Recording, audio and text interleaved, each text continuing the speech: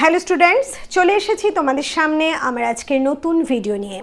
আমার আজকের ভিডিওর বিষয় লালন ফকির রচিত বিখ্যাত একটি কবিতা বা বাউল সঙ্গীত বাড়ির কাছে আরশিনগর। এই বিষয়টা তোমরা যারা সিবিএসসি ক্লাস 11-এর ছাত্রছাত্রী আছো, তোমরা তোমাদের বাংলা বিষয়ের পাঠ্য বিষয় হিসাবে এই কবিতাটা পাবে। আর তোমরা যারা ওয়েস্ট বেঙ্গল বোর্ডের ছাত্রছাত্রী আছো, তোমরাও ক্লাস 11-এ এই বিষয়টা কিন্তু তোমাদের পাঠ্য বিষয় হিসাবে পাচ্ছ। এছাড়া তোমরা যারা বিভিন্ন কম্পিটিটিভ এক্সামের জন্য প্রস্তুতি নিচ্ছ, তারাও কিন্তু তোমাদের পাঠ্য বিষয়ে এই কবিতাটা তোমাদের অন্তর্ভুক্ত কবিতা হিসাবে পেয়ে থাকো। কাজেই তোমরা সবাই আমার আজকের ভিডিওটা প্রথম থেকে শেষ পর্যন্ত অবশ্যই শুনবে। তা না হলে শুধুমাত্র এই কবিতার অর্থ বা তার সারাংশটুকু যদি শোনো, তাহলে কিন্তু এই সম্পর্কিত সমস্ত প্রশ্নের উত্তর কখনোই লিখে আসতে সমর্থ হবে না। যাই হোক, আমরা শুরু করব আমাদের আজকের কবিতার বিষয়। তার আগে আমরা অবশ্যই বলে নেব কবি বা এই কবিতার যিনি রচয়িতা, সেই লালন ফকির সম্পর্কে কিছু কথা। তোমরা তোমাদের যে সাহিত্য চর্চা বলে পাঠ্য বইটা পাচ্ছ, সেখানে দেখো কবি পরিচিতিতে আছে যে লালন কবির 1774 খ্রিস্টাব্দে জন্মগ্রহণ করেন এবং 1890 খ্রিস্টাব্দে তিনি মারা যান। জন্ম হয়েছিল বাংলাদেশের কুষ্টিয়ার ভাড়ারার নামক কোনো একটা জায়গায়, মতান্তরে ঘোড়াই। এবার বলি, এই লালন ফকিরের জন্ম বৃত্তান্ত নিয়ে প্রচুর মতভেদ আছে। বিভিন্ন রকম মতভেদ সম্পর্কে তথ্য সংগ্রহ করার পরও ডক্টর অসিত কুমার বন্দ্যোপাধ্যায় তার বাংলা সাহিত্যের ইতিবৃত্ত গ্রন্থে এই লালন ফকির সম্পর্কে যে তথ্য দিয়েছে তা অনেকটা এইরকম যে এই লালন ফকির এই বাংলাদেশের কুষ্টিয়ার কাছাকাছি কোনো ভাড়ারা নামক গ্রামে কোনো এক কায়স্থ পরিবারে জন্মগ্রহণ করেছিলেন। বিবাহের পর তিনি তীর্থযাত্রায় বের হন এবং সেই সময় তিনি মুমূর্ষু হয়ে পড়েন বা প্রচণ্ডভাবে রোগে আক্রান্ত হন, এবং সেই যে পরিস্থিতি, সেই অবস্থায় তার সঙ্গী সাথীরা তাকে পরিত্যাগ করে। পরিত্যক্ত অবস্থায় তাকে খুঁজে পান কোনো এক মুসলমান দম্পতি, এবং তারাই তাকে পরবর্তীকালে সেবা শুশ্রূষা করে সুস্থ করে তোলেন। সুস্থ লালন যখন তার নিজ স্থানে ফিরে যান, তখন কিন্তু তার মুখের সামনে দরজা বন্ধ করে দেওয়া হয়। অর্থাৎ সেই সময় তাকে ধর্মের কারণে পরিত্যাগ করে সেই সমাজ, অর্থাৎ হিন্দু ধর্ম সম্প্রদায়ভুক্ত যে মানুষরা, তারা তাকে পরিত্যাগ করে। সেই সময় জানা যায় যে লালন তার ধর্ম পরিত্যাগ করে তিনি মুসলমান ধর্ম গ্রহণ করেন এবং লালন শাহ ফকির নামে নিজেকে পরিচিতি দান করেন। কিন্তু ডক্টর অসিত কুমার বন্দ্যোপাধ্যায় নিজস্ব মতামত হিসাবে জানাচ্ছেন যে আমরা যত লালন সঙ্গীত শুনেছি, সেগুলো থেকে কিন্তু পরিষ্কার এ কথাটা বোঝা যায় যে লালন ফকির কখনোই জাতিভেদ প্রথাকে প্রশ্রয় দেননি। তিনি হিন্দু মুসলমানের মধ্যে কোনো প্রভেদকে স্বীকার করেননি। আর তাছাড়া আমরা জানি বাউল তত্ত্ব অনুসারে বাউল সম্প্রদায়ের যারা মানুষ, তারা কিন্তু বিশ্বাস করে যে মানুষ একমাত্র মানব ধর্ম নিয়েই বেঁচে থাকে, এবং সেই ধর্ম সম্প্রদায়ের মানুষরা কখনো জাতিভেদকে প্রশ্রয় দেন না, এবং লালন ফকিরও কিন্তু সেই রকমই একজন মানুষ। কাজেই তাছাড়া তার যে রচনা, সেই সমস্ত রচনার মধ্যে কিন্তু কোথাও শুধুমাত্র মুসলমান ধর্মের মানুষ বা তিনি হিন্দু ধর্ম থেকে পরিত্যক্ত হয়েছেন বলে সেই হিন্দু ধর্মের প্রতি কোনো গ্লানিকর লেখা বা কথা আমরা শুনতে পাইনি। যাই হোক, এই হচ্ছে লালন ফকিরের সম্পর্কে সামান্য তথ্য। এরপরে আমরা যেটুকু না জানলেই নয়, সেটা হচ্ছে বাউল সঙ্গীত কখন এলো বা কবে আমরা বাংলা সাহিত্যে একে পেলাম। আসলে অষ্টাদশ-ঊনবিংশ শতাব্দী নাগাদ একদল রহস্যময় সাধক বাউল নামে পরিচিতি লাভ করেছিল। রহস্যময় কেন বলছি, তারা তাদের যে গান রচনা করতেন, সেই গানের যে কথাগুলো ছিল, সেগুলো কিন্তু ভীষণভাবে রূপক উপমা মিশ্রিত, এবং সেই শব্দগুলোর সঠিক মিনিং কি বা মানে কি, তা সাধারণ মানুষরা কিন্তু সহজে বুঝতে পারতো না, তারা যদি তার ব্যাখ্যা না দিত। পরবর্তীকালে মানে আধুনিক সমাজেও আমরা বাউল সঙ্গীত দেখতে পাই, বাউল সঙ্গীত শুনতে পাই। একদল মানুষ আজও বাউল সঙ্গীত গান, কিন্তু সেই যে বাউল সঙ্গীতের কথা মানে রূপক মিশ্রিত শব্দগুলো আছে, সেখানে কিন্তু সেই প্রাচীন বাউল সঙ্গীতের শব্দগুলোকে একেবারে অনুকরণ করা বা অনুসরণ করার প্রথাকে আমরা দেখতে পাই না।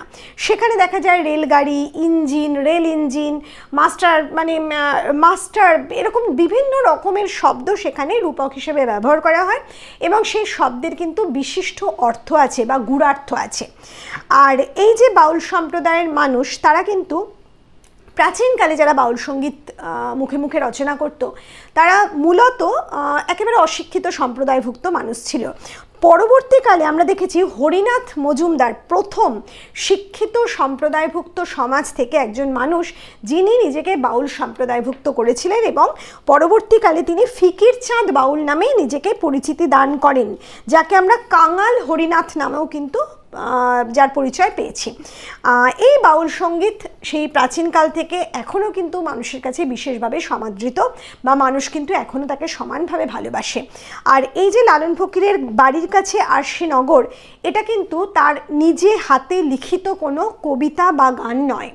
আসলে এই বাউল সঙ্গীতগুলো তৎকালীন সময়ে এই লালন ফকিরের মতো যারা বাউল ছিলেন, তারা মুখে মুখে রচনা করে গান গেয়ে বেড়াতেন, এবং সেগুলো পরবর্তীকালে তাদের যে শিষ্যরা ছিলেন তারা, বা যারা ভালোবেসেই সঙ্গীতকে গ্রহণ করেছিলেন, তারা লিখিত আকারে সংগ্রহ করে রেখেছিলেন। সেগুলো পরবর্তীকালে প্রকাশ করা হয় এবং বাউল সঙ্গীত নামে তার পরিচিতি আমাদের কাছে তার পরিচিতি আসে। আর লালন ফকির সম্পর্কে আর একটা যে তথ্য, সেটা না দিলেই নয়, যে লালন ফকির কিন্তু একেবারে সমাজের এক বিশেষ নিম্ন মুষ্টিমেয় এক সম্প্রদায়ভুক্ত মানুষ ছিলেন। কাজে তার কথা কিন্তু এমনভাবে জগতে প্রচার লাভ করা সম্ভব হতো না যদি না রবীন্দ্রনাথ ঠাকুর এই বিষয়ে তা হস্তক্ষেপ করতেন। সেক্ষেত্রে বলি যে রবীন্দ্রনাথ ঠাকুর তার জমিদারি কাজের দেখাশোনার জন্য একসময় বাংলাদেশের শিলাইদহে বসবাস করেছিলেন দীর্ঘদিন ধরে, এবং এই শিলাইদহে বসবাসকালীন তার সাথে এক বাউলের সাক্ষাৎ হয়। সেই বাউল কিন্তু লালন ফকির নয়, বা সেই বাউল আসলে লালন ফকিরের কোনো এক শিষ্য। সেই শিষ্যের মুখের যে গান, সেই লালনের গান তার কাছ থেকেই তিনি শোনেন, এবং লালন ফকির সংক্রান্ত যে তথ্য বা তার সম্পর্কে বিভিন্ন কথা, সেগুলোও কিন্তু রবীন্দ্রনাথ ঠাকুর তার মুখ থেকেই শোনেন। আসলে লালনের সাথে রবীন্দ্রনাথ ঠাকুরের সাক্ষাৎ সম্ভবত হয়নি। যাই হোক, পরবর্তীকালে তো এগুলো গান আকারে প্রচার লাভ করেছে, তোমরা দেখতেই পাচ্ছ। আর একটা কথা জানবো, সেটা হচ্ছে কুষ্টিয়ার যে শেউরিয়া গ্রাম, সেখানে আজও বাউল মেলা হয়, এবং সেই স্থানে এই লালন ফকিরের একটা আশ্রম ছিল, যেটা আজও কিন্তু আছে। যাই হোক, এবার আমরা চলে আসবো সরাসরি আমাদের কবিতা বাড়ির কাছে আরশিনগর। এই কবিতাটা মূলত একটা রূপক ধর্মী কবিতা। আমি প্রথমেই বলেছি বাউল সঙ্গীত মানেই একটা রহস্যময় বিষয়, সেখানে প্রচুর রহস্যময় শব্দ আছে, রূপক ধর্মী শব্দ আছে, যার একটা মিনিং আছে। এখানেও কিন্তু কবিতাটা সেই কারণেই দ্ব্যর্থক বা দুরকম অর্থ এখান থেকে আমরা পাই, একটা বাইরের অর্থ আর একটা ভিতরের অর্থ বা গূঢ়ার্থ। এই বাইরের অর্থটা প্রথমে আমরা একটু দেখে নিই কবি কি বলছেন।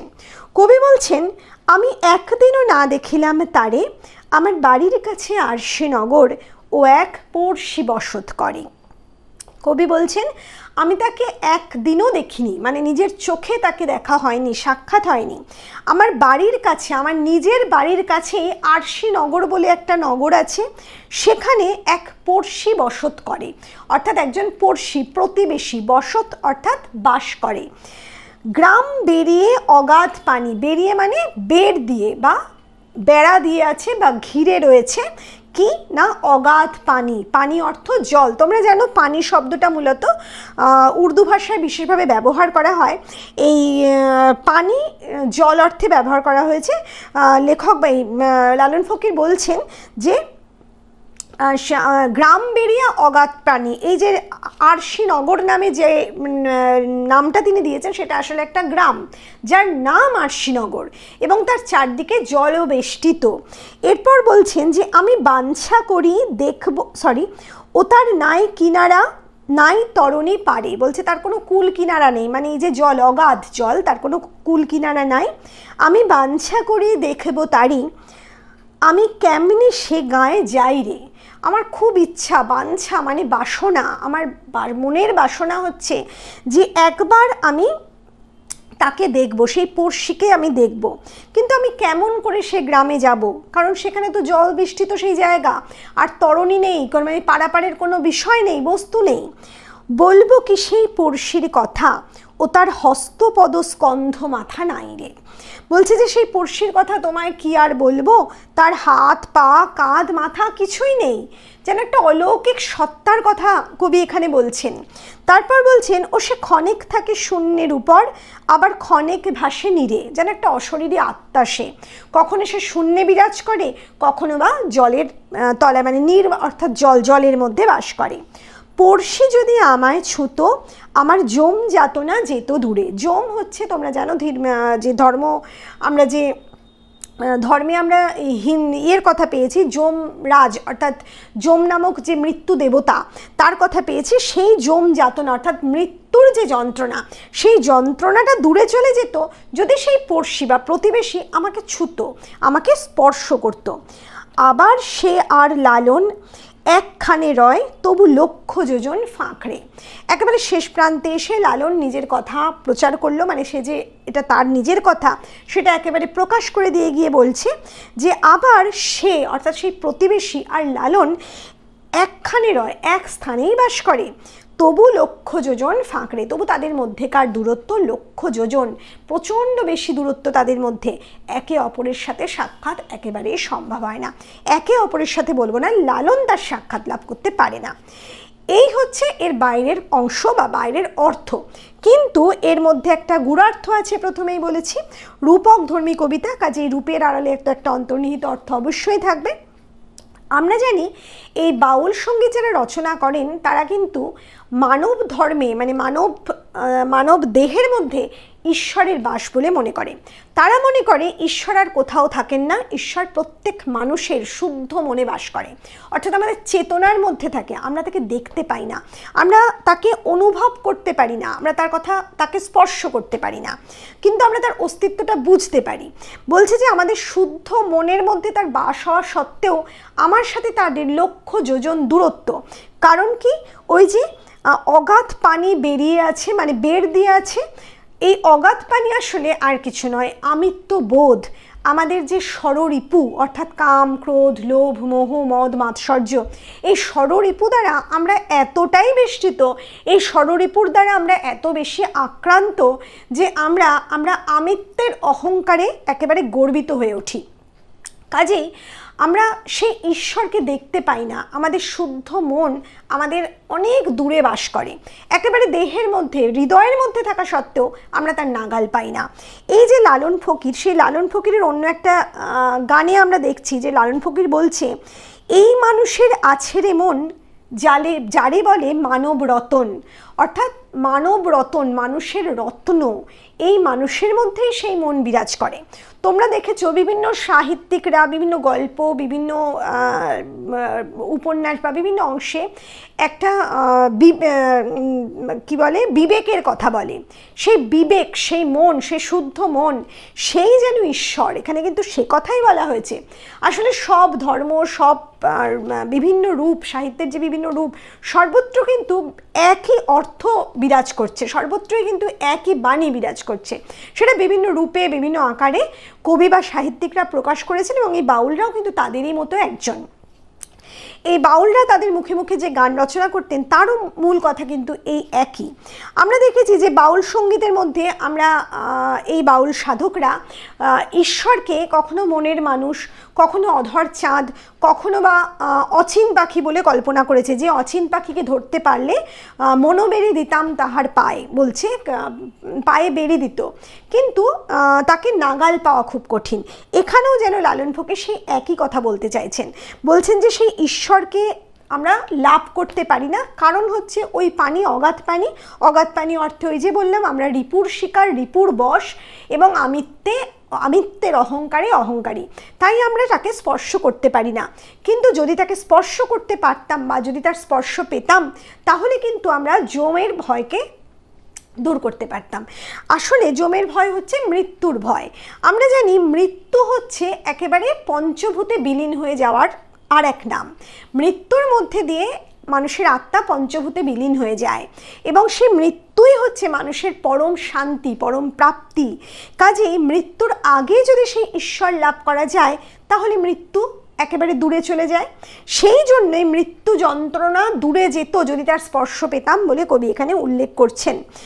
অতএব আমাদের এই যে মূল কবিতা, তার মূল গূঢ়ার্থ কিন্তু ওই ঈশ্বর তত্ত্ব। বাউল সঙ্গীতের বিভিন্ন বিষয়ের মধ্যে যে ঈশ্বর তত্ত্ব লুকিয়ে আছে সেই ঈশ্বর তত্ত্বই কিন্তু আমরা এখানেও খুঁজে পাচ্ছি। আর যে বৈষ্ণব তত্ত্ব মানে বৈষ্ণব পদাবলী বা শাক্ত পদাবলীর যে কবিরা তাদের বিভিন্ন পদ রচনা করেছেন, সেই পদ রচনার মধ্যেও আমরা দেখেছি যে তারা পদের শেষে তাদের নিজেদের নামটা যেন বলে যেতেন এই পদের মধ্যে দিয়ে। আমরা এই সেই রকমই একটা রূপরীতি এখানে বাউল সঙ্গীতের মধ্যেও দেখতে পাই। আর লালন ফকিরও কিন্তু সেই তার নিজের নামটা সংযুক্ত করে গেছেন কবিতার শেষ অংশে এসে। আর বৈষ্ণব তত্ত্বে আমরা যেমন দেখেছি যে আমার সাথে ঈশ্বরকে একেবারে মিলিয়ে ফেলা, অর্থাৎ প্রেমের বন্ধনে ঈশ্বরকে আবদ্ধ করার যে একটা রীতি, সেই রীতিই কিন্তু এখানে এই কবিতায় বাউল সঙ্গীতের মধ্যে উঠে এসেছে। এখানেও আমরা দেখতে পাচ্ছি ঈশ্বরের সাথে মানুষ যেন একেবারে প্রেম সম্বন্ধে একেবারে নিবিড়ভাবে আবদ্ধ, আর সেই নিবিড় বন্ধনের কথাই এখানে লালন ফকির বলতে চেয়েছেন। তাহলে আমাদের সম্পূর্ণ কবিতার বিষয়বস্তুটা এই রকমই। কাজেই তোমাদের যদি কোথাও কোনো সমস্যা থাকে অবশ্যই আমার কমেন্ট বক্সে জানাবে। আমার টেলিগ্রাম গ্রুপ জয়েন করতে পারো, সেখানেও তোমাদের সমস্যার কথা জানাতে পারো। আমি অবশ্যই তোমাদের সমস্যার সমাধান করার চেষ্টা করব। আর অবশ্যই একটা গুড নিউজ তোমাদের জন্য আছে, যারা সিবিএসসি বা ওয়েস্ট বেঙ্গল বোর্ডে ছাত্রছাত্রী আছো এবং এই ধরনের কবিতা তোমাদের পাঠ্য বিষয় হিসেবে পাচ্ছ, তারা খুব শীঘ্রই আমাদের টিমের কাছ থেকে তোমাদের পাঠ্য বিষয় সংক্রান্ত নোটসগুলো পারচেস করতে পারবে বলে আশা রাখা যায়। কারণ আর অন্তত 1-1.5 মাসের মধ্যেই আমরা সিবিএসসির নোটস প্রচার করতে থাকছি বা তোমাদের মধ্যে প্রচার করা শুরু করব, এবং তোমরা যদি চাও সেই নোটস তোমরা পারচেস করতে পারো।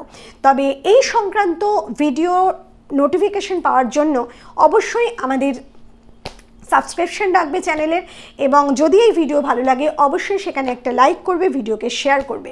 তাহলে চলো, আমাদের আজকের ভিডিও আমরা এখানেই শেষ করছি। খুব তাড়াতাড়ি তোমাদের সামনে হাজির হব নতুন কোনো ভিডিও নিয়ে। খুব ভালো থেকো।